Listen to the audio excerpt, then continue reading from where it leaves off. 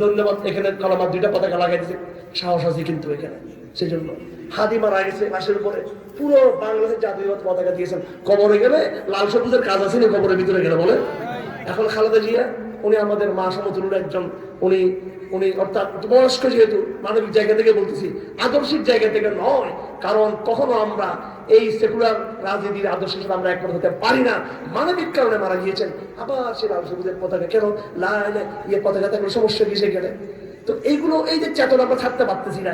এই জাতীয়বাদ নিয়ে কি আমি কবর ঢুকলে যখন আসবে মেশকাত শরীফের পরিষ্কার কবরের অধ্যায় লেখা আছে, দেখে নিন, এটা ছবি দেখাবে এইভাবে, এই লোকটাকে কি দেখাবে? বাংলাদেশের পতাকা দেখাবে, বাংলাদেশের মানচিত্র, বাংলাদেশের সংবিধান, জুলাই সনদ, কার ছবি? হাসিনার ছবি নাকি ছবি না খালেদার ছবি দেখাবে, মোহাম্মদ রসুলের ছবি দেখাবে? এই লোকটাকে তুমি চিনো কিনা?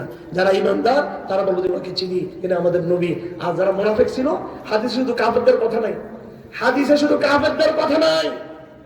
আমি বহু বছর হাদিস পড়াচ্ছি, হাদিসে মুনাফিকদের কথা আছে, কাফেরদেরও কথা আছে, মুনাফিকদের কথা আছে।